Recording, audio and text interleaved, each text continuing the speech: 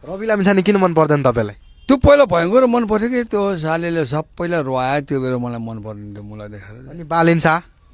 बाल्ने त कुरै नगरौँ त्यो है म के भने मलाई चाहिँ त्यो भाइबाट यस्तो होला भनेर मैले एक्सपेक्टै गरेको थिएन कि त्यो भिलेन बन्छ भन्ने मैले सोचेको छैन हो। अब प्रधानमन्त्री बन्छु भनेर हिँड्छ नि त बालेन शाह, के हो कुरो? त्यो प्रधानमन्त्री भयो भने म रियलमा चाहिँ गृहमन्त्री हुन्छु, महाराज ठोकिदिन्छु म त। तपाईँ गृहमन्त्री हुने बालेन शाह प्रधानमन्त्री भयो भने? अल ओभर भयो 3 करोडको लिन ठोकिदिने हो। राम्रो गऱ्यो भने त राम्रो गर्ने हो भन्न सक्दैन है।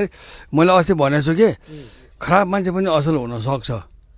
अब असल मान्छे त त्यसै असल जस्तै हर्क साम्बाङ छ नि त, त्यो पनि अलिकति लेने ढिपी चाहिँ हटाउनु पर्छ है हर्क। हर्क साम्बाङले त तपाईँलाई एकदमै स्वरम संस्कृति पार्टीमा वेलकम छ भन्ने जस्तो लागेको थियो। म कुनै म 3 करोड हो, तिमी यो भाडा बुढा लिएर हिँडेको मान्छेसँग म कहाँ हुन्छ यार। म 3 करोडको मान्छे हो भाइ।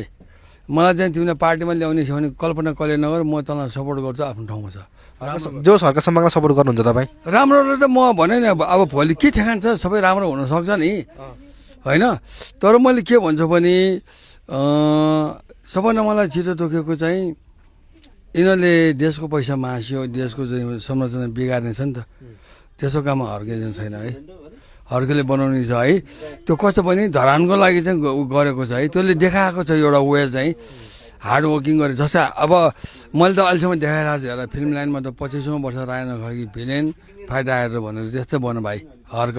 म त्यही भन्छु, यो मात्र होइन कि तिमी यस्तो राम्रो कामले जित्यो कि कामले जित्ने हो अहिले। तपाईँ कहिले हर्क साम्बाङलाई सपोर्ट गरे जस्तो पनि गर्नुहुन्छ, फेरि गाली पनि गर्नुहुन्छ, खासमा तपाईँको अडान चाहिँ के हो? म चाहिँ रियल मान्छे, पाप नभएको मान्छे, स्पष्ट बोल्ने स्पष्ट काम गर्ने मान्छेलाई सपोर्ट गर्छु।